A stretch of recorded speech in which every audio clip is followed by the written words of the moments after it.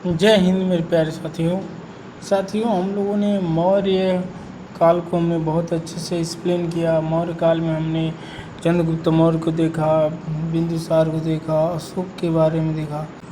अब हम मौर्योत्तर काल के बारे में पढ़ेंगे। मौर्योत्तर काल के बारे में बात करें तो अब मौर्य काल के बारे में देखिए। मौर्योत्तर काल जब मौर्य काल का पतन हो जाएगा, मौर्य वंश का पतन हो जाएगा तो ब्राह्मण राजवंशों का उदय होगा। जब उदय होगा ब्राह्मण राजवंशों का तो इसमें क्योंकि इस समय तक विदेशी भी आ जाएंगे तो दो वर्गों में डिफरेंट हो जाएगा, देशी राजा विदेशी राजा। क्योंकि चंद्रगुप्त मौर्य के समय में ही विदेशी राजा का आक्रमण होता है सिकंदर का, और वो अपने उत्तराधिकारियों को यहीं छोड़ कर चला जाता है। तो चंद्रगुप्त मौर्य का क्या होता है, सेल्यूकस निकेटर की पुत्री से शादी भी कर लेता है। तो मतलब बिंदुसार उसी का पुत्र होता है। तो अशोक भी उसी राजवंश होता है। तो इसी कारण क्या होता है, एक रिलेशन बन जाता है, वो भारत में ही राज करने लगते हैं। तो आइए देखते हैं मौर्य काल की जो बात करें तो पहले तो पढ़ लिए थे, उसमें एक सुदर्शन झील है। सुदर्शन झील के बारे में चर्चा करेंगे। देखिए सुदर्शन झील है, तो आइए थोड़ा इसके बारे में जान लेते हैं, जूम कर लेते हैं इसको। जूनागढ़ का अभिलेख देखिए, रुद्रदामन का जूनागढ़ अभिलेख कहाँ है, ये गुजरात में। जूनागढ़ तो जानते ही होंगे, गुजरात के गिरनार पर्वत पर एक प्रांत था, ठीक ना। उसी प्रांत पर जूनागढ़ अभिलेख मिला है। भाषा या शबलेख की संस्कृति थी, लिपि ब्राह्मणी लिपि थी। यानी जो रुद्रदामन का जूनागढ़ अभिलेख मिला उसकी भाषा संस्कृति थी, लेकिन लिपि जो थी ब्राह्मणी थी। अभिलेखों में संस्कृत अभिलेखों में सर्वाधिक प्राचीन है। संस्कृत अभिलेखों की बात करें तो सर्वाधिक प्राचीन जूनागढ़ का अभिलेख है। जूनागढ़ का अभिलेख ही रुद्रदामन का जूनागढ़ का अभिलेख प्राप्त अभी तक जितने भी हमें लेख प्राप्त हुए उसमें संस्कृत लेखों में सर्वाधिक प्राचीन जूनागढ़ का अभिलेख है। रुद्रदामन का जूनागढ़ अभिलेख है जो गुजरात के गिरनार प्रांत में स्थित है। अच्छा, संस्कृति काव्य शैली का प्राचीनतम नमूना अगर देखना हो तो गुजरात के जूनागढ़ में स्थित रुद्रदामन के अभिलेख को देख लीजिए। अच्छा, और वो किस समय का, चंद्रगुप्त मौर्य के पीरियड का ये अभिलेख है। हम कह रहे हैं मौर्योत्तर काल में पतन के बारे में पढ़ रहे थे, इसके बारे में तो छूटा था पहले में का, इसमें बता रहे हैं मुख्य उद्देश्य क्या था। यानी देखिए सुदर्शन झील बहुत इंपॉर्टेंट है, हर एक एग्जाम में घुमा के क्वेश्चन पूछ लेता है। तो सुदर्शन झील के पुनर्निर्माण का विवरण रखना, यानी जूनागढ़ अभिलेख का एक ये है कि मतलब क्या किया, सुदर्शन झील बांध के पुनर्निर्माण को सुरक्षित रखना, इसका ये भी काम है। मुख्य उद्देश्य क्या था, तो इन्होंने जूनागढ़ अभिलेख का मतलब ये था, रुद्रदामन का जूनागढ़ अभिलेख ये सुदर्शन झील के बाद को पुनर्निर्माण के विवरण को सुरक्षित रखा था ये अभिलेख। अच्छा, क्योंकि इसमें क्या हुआ था, सुदर्शन झील चंद्रगुप्त मौर्य के समय में एक राजा हुआ करते थे, मतलब प्रांतीय राजा। देखो यहाँ तक तो चंद्रगुप्त मौर्य का ही शासन था, तो इसका ये मतलब शासन एक प्रांतीय राजा, जैसे प्रधानमंत्री होते हैं मुख्यमंत्री चुन लेते हैं, तो ऐसे क्या था, चंद्रगुप्त मौर्य क्या था, प्रधानमंत्री था। तो उन्होंने अपना एक प्रांतीय राजा डिक्लेयर कर रखा था उस एरिया का। तो उस एरिया का जो प्रांतीय राजा था उसी ने ही सुदर्शन झील का निर्माण कराया था। उस प्रांतीय राजा का नाम था पुष्यगुप्त था, यानी पुष्यगुप्त ने ही सुदर्शन झील का निर्माण करवाया था। डायरेक्टली क्वेश्चन पूछेगा कि सुदर्शन झील का निर्माण किसने किया था, तो चंद्रगुप्त। उस समय चंद्रगुप्त मौर्य का पूरा शासन था, तो चंद्रगुप्त मौर्य का प्रांतीय शासक, यानी चंद्रगुप्त मौर्य ने एक प्रांतीय शासक बैठा रखा था, उसी ने सुदर्शन झील का निर्माण कराया था। कराया किसने था, पुष्यगुप्त ने कराया था। लेकिन आगे चल करके इसमें क्या हुई, बांध में क्षति हो गई, हाँ, तो बांध को पुनर्निर्माण, यानी झील को सुरक्षित रखने के लिए इसका पुनर्निर्माण कराया गया अशोक के काल में। तो अशोक के काल में वहाँ का एक राज्यपाल हुआ करता था तुसाप नाम का क्या होता था, तुसाप नाम का एक वहाँ से राज्यपाल हुआ था, उन्होंने पुनर्निर्माण कराया था और सुदर्शन झील। तो ये रहा अभी जो मतलब सुदर्शन झील के बारे में और रुद्रदामन का जूनागढ़ अभिलेख जो गुजरात में, उसके बारे में मैंने देखा। इस अभिलेख का एक ही उद्देश्य है कि ये मतलब बांध के सुदर्शन झील के पुनर्निर्माण के एविडेंस को सुरक्षित रख सके। अब आते हैं मौर्योत्तर काल। मौर्योत्तर काल देखिए, मौर्योत्तर काल यानी मौर्य काल के बाद क्या होता है, मौर्य काल के बाद पतन हो जाता है। यानी मौर्य काल के पतन के बाद जिन राजवंशों का उदय होता है वो मौर्योत्तर काल के अंतर्गत आते हैं। मौर्य उतर गए, यानी क्या हो गए, मौर्य का पतन हो गया, मौर्य राजवंशों का पतन हो जाता है। तो उसके बाद कौन सा साम्राज्य मगध में स्थापित होता है, तो मौर्य साम्राज्य के उत्तराधिकारी राज्यों को क्या होता है, मौर्य काल के पतन के बाद मौर्य साम्राज्य के उत्तराधिकारी राज्यों को 2 वर्गों में विभाजित किया जा सकता है अध्ययन की सुविधा के लिए। अध्ययन की सुविधा की दृष्टि से इतिहासकारों ने क्या किया, जे मौर्य साम्राज्य के उत्तराधिकारी राज्यों को 2 वर्गों में विभाजित करने की कोशिश करी। पहला था विदेशी मतलब देशी उत्तराधिकारी और दूसरा विदेशी उत्तराधिकारी। अब देखिए देशी कौन होंगे, देशी जो होंगे वो मतलब अपने देश से रिलेट करेंगे और विदेशी जो होंगे वो विदेशों से रिलेट करेंगे, क्योंकि चंद्रगुप्त मौर्य के समय में क्या था, विदेशी आक्रमण हो चुका था। घनानंद के समकालीन क्या था, सिकंदर ने भारत में आक्रमण किया था। और फिर जब उसका सेल्यूकस निकेटर यहाँ आया तो चंद्रगुप्त मौर्य ने उसकी पुत्री से शादी करी, तो बिंदुसार उसी का पुत्र था। फिर अशोक भी उसी का मतलब मतलब उसी के रिलेशन में सब ये राज्य विदेशी राज्य भी साथ साथ पल रहे थे। तो आगे चल कर के भी क्या होगा, जब मौर्य साम्राज्य का पतन हो जाएगा तो दूसरा साम्राज्य आएगा, तो भाई वो तो रिलेशन में बांध के रखे थे सब मौर्य वाले, वो चले जाएंगे तो अब क्या होगा, 2 भागों में 2 भागों में बढ़ जाएगा, एक विदेशी हो जाएगा एक देशी हो जाएगा। तो अब चंद्रगुप्त मतलब अशोक मतलब मौर्य वंश के मौर्य डायनेसी का मतलब मौर्य काल का पतन के बाद मौर्योत्तर काल आएगा। मौर्योत्तर काल में यानी ब्राह्मण साम्राज्य, ब्राह्मणों का राज आएगा, तो वही हमारे एक देशी हो जाएंगे और एक विदेशी हो जाएंगे। जो नाथ हित रिश्तेदार हैं चंद्रगुप्त मौर्य के वो सब विदेशी हो जाएंगे। मतलब जो उसकी शादी किया था सेल्यूकस निकेटर की पुत्री से, वो सिकंदर का सेनापति था। तो क्या होगा, अब देखिए ये 2 वर्गों में डिक्लेयर हो जाएगा। तो एक हो जाएगा देशी उत्तराधिकारी, एक विदेशी उत्तराधिकारी। मौर्य साम्राज्य के पतन के उपरांत ब्राह्मण साम्राज्य का उदय हुआ। उस साम्राज्य के अंतर्गत प्रमुख शासक जैसे शुंग वंश हो जाएंगे, गौड़ वंश हो जाएंगे, अंध सतवाहन वंश हो जाएंगे, वाकाटक वंश हो जाएंगे। ये सारे देशीय राजवंश देशीय उत्तराधिकारी थे। क्या थे, देशी उत्तराधिकारी थे। इसके बारे में देखिए ये इम्पोर्टेंट इतना जान लीजिए कौन कौन था। यानी मौर्य काल के पतन के बाद क्या होता है, ये 2 भागों में डिवाइड हो जाएगा। ये मतलब एक ब्राह्मण राज्य आ जाएगा। ब्राह्मण राजवंश में देखेंगे तो वहीं पर शुंग वंश, कौरव वंश, अंध सतवाहन वंश मतलब यही क्या होंगे, इसके प्रमुख होंगे। निशुंग वंश, कौरव वंश, आंध्र सतवाहन वंश और वाकाट वंश आ जाएगा। ठीक, अच्छा आप करें विदेशी राजवंश, विदेशी उत्तराधिकारी कौन हो जाएंगे मौर्य वंश के पतन के बाद, तो आ जाएगा जैसे विदेशी आक्रमणकारी में देखें तो हिंद यवन आ जाएंगे, भारत में आक्रमण कर देंगे। फिर शक आ जाएंगे, फिर पल्लव आ जाएंगे, कुषाण आ जाएंगे।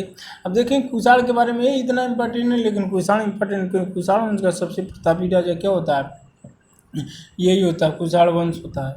अब तो कुषाण का कनिष्क के बारे में पढ़ेंगे, कनिष्क क्या होता है, कुषाण वंश का बहुत प्रतापी राजा होता है, तो इसके बारे में देख लेंगे। ठीक ना, तो आगे अब बढ़ते हैं।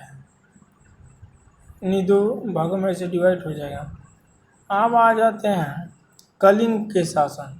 देखिए कलिंग के शासक, इसका स्थापना कौन करता है, महामेघवाहन इसका क्या होता है, संस्थापक होता है, कलिंग के शासक होता है। ये कलिंग क्या वर्तमान में जो उड़ीसा क्षेत्र है ना वही कलिंग है। जो वर्तमान का उड़ीसा क्षेत्र आप देखते हैं ना तो वही तो कलिंग है, वही तो कलिंग मतलब उसी कलिंग की बात करी गई थी। अशोक ने वहीं पर 261 ईसा पूर्व में वहीं पर क्या किया था, आक्रमण किया था और इतना भीषण नरसंहार हुआ उसे देख करके इसका हृदय परिवर्तित हो जाता है। हृदय परिवर्तित हो जाता तो उन्होंने लास्ट में क्या कर लिया, बौद्ध धर्म ज्वाइन कर लिया। बौद्ध धर्म ज्वाइन कर लिया, बौद्ध धर्म से उन्होंने अस्त्र शस्त्रों को क्या किया, डाल दिया अपने। तो कलिंग युद्ध क्या हो, कलिंग युद्ध के बारे में जानते हैं? कलिंग का शासक मतलब उस समय क्या था, कलिंग के शासन उड़ीसा पर था।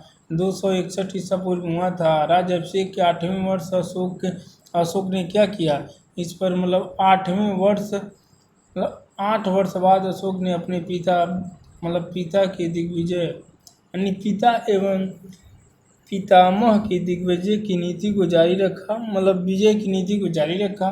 उस समय कलिंग राज्य मगध साम्राज्य की प्रभुसत्ता को चुनौती दे रहा था। कलिंग को महापद्मनंद ने जीतकर मगध साम्राज्य में मिलाया था। बिंदुसार के शासन काल में किसी भी कलिंग ने अपनी स्वतंत्रता घोषित कर दिया था, यानी बिंदुसार के शासन में अपनी स्वतंत्रता को उन्होंने घोषित कर दिया था। तो कलिंग को क्या किया, कलिंग को अशोक ने क्या किया, जीता था। खारवेल की बात करें तो महानतम सम्राटों में से एक था कौन, खारवेल राजवंश। ये हाथी गुफा अभिलेख के अनुसार ही मिलता है, हाथी गुफा अभिलेख है, उसी से प्रमाण मिलता है कि खारवेल का महानतम सम्राटों में से एक था खारवेल, हाथी गुफा अभिलेख बताता है। अच्छा, पांड्य शासकों से गधे से हल चलवाए गए, यानी पांड्य के जो राजा थे उनसे गधों से हल चलवाया गया था, गधे में हल बांध के चलवाया गया था। और ये पांड्य जो थे ना, ये जैन धर्म के प्रति इनका झुकाव था, यानी जो कलिंग के थे सब पांड्य, वो जैन धर्म की तरफ उनका ज़्यादा झुकाव था। यानी खारवेल की जो महासम्राट थे उनका जैन धर्म के प्रति ज़्यादा झुकाव था। जानते हैं कि अशोक क्या था, बौद्धिस्ट बन गया था। तो यही बात है जूनागढ़ के। जूनागढ़ भी देख लिया, इसको भी देख लिया। अब आते हैं गांधार शैली। गांधार शैली की बात करें तो ये कनिष्क काल में विकसित हुआ। अब देखिए, विदेशी आक्रमण होगा तो उसमें कनिष्क का भी तो आक्रमण होगा विदेशी आक्रमणकारियों में। जैसे मैंने बताया मौर्य काल के बारे में 2 भागों में डिवाइड हो जाएगा ना, ये 2 भागों में डिवाइड हो जाएगा, 2 भागों में डिवाइड हो जाएगा। तो एक भाग विदेशी आक्रमण, एक देशी आक्रमण। तो विदेशी में हिंद क्या होगा, विदेशी में आ जाएंगे, देखो एक आ जाएगा ये देशी आ जाएगा, एक विदेशी आ जाएगा। तो देशी में देख लीजिए कौन कौन संस्थापक होंगे, शुंग वंश होगा, कण्व वंश होगा, सातवाहन वंश होगा और वाकाटक वंश होगा। अब विदेशी में क्या होगा, विदेशी में हिंदवन होगा, इसका संस्थापक हिंदवन का डेमेट्रियस होगा। इसका इंग्लिश में नाम होगा, साला ये मालूम हो जाएगा कि सब विदेशी थे। तो डेमेट्रियस था। और शक का कौन था, देखो शक का जो साम्राज्य था 2 भागों में इसको डिक्लेयर किया गया। उत्तरी क्षेत्र तक्षशिला था, इसका संस्थापक मोग था। मथुरा जो था वो उसका संस्थापक राजूल था। और बात करें कि शक का जो दक्षिणी क्षेत्र था वही उज्जैन था, इसका संस्थापक चष्टन था। और नासिक का संस्थापक भूमक था। तो ये पल्लव वंश का संस्थापक मिथ्रोडेसस था, मिथ्रोडेस वन था। और कुषाण का जान ही रहे हैं, कुजूल कोडफिसेस था। इसका सबसे प्रतापी राजा होता है कुषाण वंश का कनिष्क। तो हम लोगों ने इसको देख लिया, गांधार को देखेंगे हम। गांधार शैली की बात करें तो ये कनिष्क के काल में विकसित हुआ। गांधार शैली भारतीय तथा यूनानी आकृतियों सम्मिलित थी, क्योंकि ये कुषाण वंश विदेशी थे तो यूनानी थे, तो यूनानी और भारतीय आकृतियों को मिश्रित शैली थी। यानी गांधार शैली क्या थी, मतलब गांधार शैली क्या था, कनिष्क के शासन में कुषाण वंश यानी कनिष्क के शासन काल में ये विकसित हुई। तो यूनानी थे, तो यूनानी और भारतीय दोनों शैलियों का मिक्सअप बताया जाता है गांधार शैली। प्रमुख संस्थापक की बात करें तो शक हो गए, कुषाण हो गए। शक और कुषाण यानी प्रमुख, यानी देखो विदेशी आक्रमणकारियों में हिंद यवन उतने नहीं थे, हाँ पल्लव नहीं थे, लेकिन शक और कुषाण सबसे क्या थे, सबसे प्रमुख संरक्षक थे मगध साम्राज्य के। संरक्षक क्या थे, आके कब्जा किए थे। मतलब गांधार शैली की बात करें तो इन्होंने प्रमुख संरक्षक की बात करें तो गांधार शैली को संरक्षण दिया शक वंश ने, कुषाण वंश ने। यही क्या किया, गांधार शैली को क्या किया, संरक्षण दिया। अब बात करें सबसे पहले देखो कौन आता है, सबसे पहले तो आता है हिंद यवन, उसके बाद शक आ जाएंगे, उसके बाद पल्लव वंश आ जाएंगे, उसके बाद कुषाण आ जाएगा। तो शक और कुषाण गांधार शैली को क्या किया, बल दिया, उन्होंने इसे संरक्षित करके रखने में कामयाबी हासिल किया।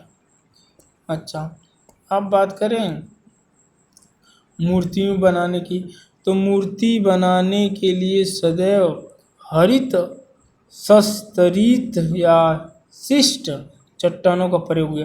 मूर्ति बनाने के लिए इस समय चट्टानों का प्रयोग होता था, पत्थरों के चट्टानों का, मतलब पत्थर के जो चट्टान होंगे उन्हीं को काट करके मूर्ति बनाई जाती है। शुंग वंश, ये देखिए शुंग वंश जो था ये विदेशी आक्रमण नहीं था, ये देसी राजा थे। यानी जानते हैं मौर्य साम्राज्य के पतन के बाद भारत दो मतलब भारतीय जो राजा थे दो वर्गों में विभाजित हो गएंगे। हाँ, तो ब्राह्मण साम्राज्य की देखेंगे, ब्राह्मण साम्राज्य दो भागों में उदय हो जाएगा। तो एक हो जाएगा देसी उत्तराधिकारी जिसमें शुंग वंश आ जाएंगे, शुंग वंश। हाँ, तो देसी जो भी देसी राजा थे, तो देसी राजाओं का पीरियड देखेंगे तो 185 ईसा पूर्व से लेकर 149 ईसा पूर्व तक देसी उत्तराधिकारी होंगे, यानी मतलब देसी होंगे, और बाकी क्या होंगे, विदेशी हो जाएंगे। हाँ, दो भागों में। तो देसी राजाओं के बारे में बात करें तो शुंग वंश का संस्थापक कौन था, पुष्यमित्र शुंग, यानी शुंग वंश का संस्थापक। यानी जब मौर्य वंश पतन हो जाएगा तो उसी में एक ब्राह्मण राज्य आएगा, ब्राह्मण राज्य में सर्वप्रथम उसका संस्थापक पुष्यमित्र शुंग होगा, यानी शुंग वंश का। देखिए जब मौर्य काल का पतन हो जाएगा तो मौर्योत्तर काल आएगा, तो उसमें देसी राजा आएंगे। देसी राजाओं में, देसी राज्यों में जैसे बहुत सारे वंश आएंगे, शुंग वंश, कौरव वंश, सतवाहन वंश और वाकाटक वंश। तो शुंग वंश की स्थापना करेगा पुष्यमित्र शुंग, और भारद्वाज गोत्र के ब्राह्मण, यानी पांडनी के अनुसार लिखा गया है, भारद्वाज गोत्र के ब्राह्मण, यानी पांडनी के अनुसार बताया गया ये ब्राह्मण थे पुष्यमित्र शुंग। क्योंकि पतन के बाद ब्राह्मण साम्राज्य का ही उदय होगा। पतंजलि पुष्यमित्र, पतंजलि का देखिए, पतंजलि पुष्यमित्र शुंग के पुरोहित थे। पतंजलि क्या थे, पुष्यमित्र शुंग के पुरोहित थे, यानी शुंग वंश बहुत इंपॉर्टेंट है। अच्छा, अंतिम राजा देवभूति था, यानी शुंग वंश का अंतिम राजा कौन सा, देवभूति था। आइए थोड़ा इसको देख ही ले रहे हैं ये क्या होता है, मतलब शुंग वंश क्या होता है शुरू से लास्ट तक। शुंग वंश का इसकी राजधानी पाटलिपुत्र या विदिशा होता है। पुष्यमित्र शुंग वंश का संस्थापक होता है। अच्छा, इसका पुत्र अग्निमित्र होता है, हाँ संभवतः इसे भ्राता के नाम से जाना जाता है। और इसका पुत्र होता है वसुमित्र अग्निमित्र का पुत्र होता है। फिर अग्निमित्र का पुत्र वज्रमित्र होता है। हाँ, उसके बाद ये क्या होता है, इसके अंतर्गत भागवतनी विष्णुनगर स्तंभ अभिलेख का काशीपुत्र भागभद्र कहलाता है। उसके बाद अंतिम कौन होता है, अंतिम देवभूति होता है, अंतिम राजा देवभूति होता है। अयोध्या लेख, पुष्यमित्र 2 ने अश्वमेध यज्ञ किए थे। अश्वमेध में बहुत ही भयानक होता, बहुत ही बड़ा होता था। राम ने भी अश्वमेध में यज्ञ करवाया था और घोड़े को छोड़ा था, लव कुश ने किस तरह पकड़ के, हाँ अयोध्या सेना से मुकाबला किया, अयोध्या की सेना से। अब आते हैं, ये विदेशी था, विदेशी राज्य में कुजूल कॉडफिसेस क्या था, यही था। देखिए विदेशी राजाओं में 4 राजवंश आएंगे, हिंद यवन आ जाएंगे, शक आ जाएंगे, पल्लव आ जाएंगे, कुषाण आ जाएंगे। तो कुषाण वंश का संस्थापक कौन था, जहाँ से कनिष्क सबसे महान और प्रतापी राजा होता है, कुजूल कॉडफिसेस, यही कुषाण वंश का संस्थापक माना जाता है। केवल तांबे के सिक्के जारी किए थे। इन्होंने क्या किया था, कुजूल कॉडफिसेस केवल तांबे के सिक्के जारी किए थे, तांबा। सिक्कों पर धर्म थी धर्म थीदस अथवा धर्म थीत उत्कीर्ण करवाया था। धर्म तीथ तीथ यानी तिथि, धर्म तिथि उत्कीर्ण करवाया था इन्होंने। क्या? कुजूल कॉडफिसेस। अच्छा, बीम कॉडफिसेस। बीम कॉडफिसेस क्या होगा? ये भी एक राजवंश आएगा इसमें। तो ये क्या होगा? ये सब मतलब उतना महान नहीं होते जितना कि कनिष्क होता है। तो बीम कॉडफिसेस क्या करवाया था? ये स्वर्ण तथा तांबे के सिक्के चलवाए थे लोग। ये तांबा चलवाए थे, सोना और तांबा दोनों चलवा दिया। अच्छा, फिर आएंगे सिक्कों पर शिव, त्रिशूल और नदी की आकृति होती थी। यानी इसके काल में जो स्वर्ण और तांबे के सिक्के चलवाए बीम कॉडफिसेस ने, उसके सिक्कों पर क्या था? शिव जी का, और त्रिशूल शिव जी का ही हथियार है, और नंदी भी शिव से रिलेटेड है। क्योंकि ब्राह्मण साम्राज्य आएगा, ये भारत में रहते रहते ब्राह्मण राजवंश इनको घेर लेगा चारों तरफ से। हाँ, तो ये क्या करेंगे? इनके सिक्कों पर शिव, त्रिशूल और नंदी की आकृति होती थी भीम कॉडफिसेस के शासनकाल में। फिर आ जाएगा कुषाण वंश। कुषाण वंश का संस्थापक कुजूल कॉडफिसेस थे, ये तो होगा। अच्छा, कुषाण वंश का सबसे क्या था? ये कुषाण वंश का ही ये क्या था? कॉडफिसेस संस्थापक था। अच्छा, कुषाण वंश का सबसे संस्थापक राजा कौन था? तो जानते हैं ये जो थे, ये संस्थापक तो यही था कुजूल कॉडफिसेस, लेकिन उतने महान नहीं थे। सबसे महान आता है कनिष्क। कुषाण वंश में सबसे महान आता है कौन? कनिष्क आता है। कनिष्क के दरबार की बात करें तो नागार्जुन, पार्स और चरक जैसे महान ज्ञानवान के दरबार में थे कनिष्क के।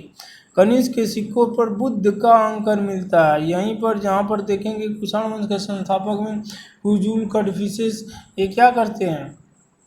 कुजूल कॉडफिसेस तांबा का सिक्का चला देगा हैं, और इसके सिक्कों पर धर्मतिथि उत्कीर्ण करवाई जाएगी। इसके बाद भीम कॉडफिसेस आएगा तो स्वर्ण और चांदी के सिक्के चलवाएगा, और सिक्कों पर सूत, त्रिशूल और नंदी, भगवान नंदी की सवारी, नंदी की आकृति होगी। लेकिन वहीं कनिष्क आता है इसके दरबार में, और मतलब विश्व प्रसिद्ध कवि होते हैं, मतलब विद्वान होते हैं, ज्ञानवान होते हैं। नागार्जुन, पारस और चरक, जानते हैं वायु से रिलेटेड थे, ये विज्ञान से रिलेटेड थे। अच्छा, चरक।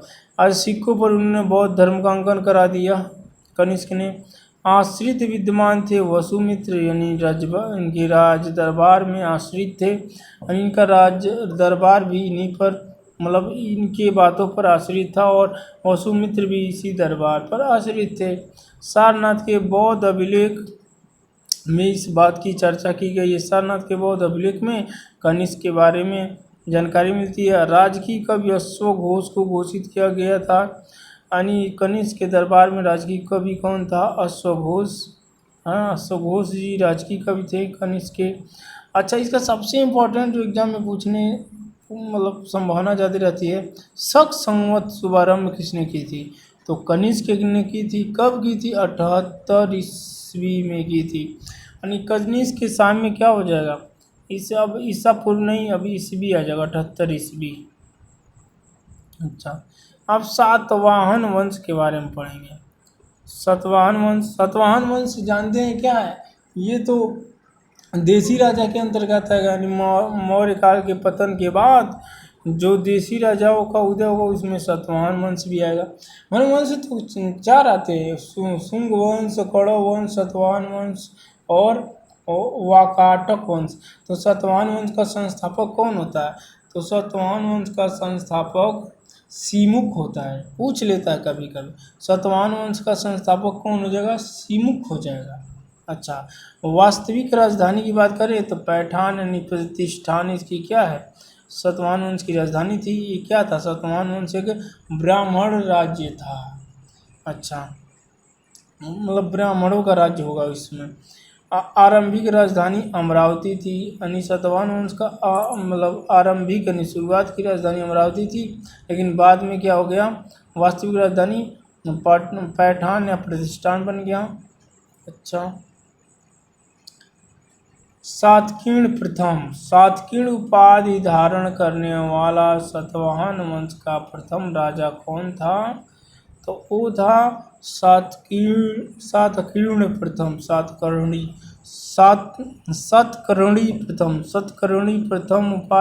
सतकर्णी उपाधि धारण करने वाला सातवाहन वंश का प्रथम राजवंश कौन था? सतकर्णी प्रथम। अच्छा, गौतमी पुत्र सतकर्णी यानी विच्छिन्न होते चतुर्व्यवस्था यानी चतुर्वर्ण यानी विच्छिन्न होते यानी छिन्न भिन्न होते चतुर्वर्ण व्यवस्था को फिर से स्थापित किसने किया?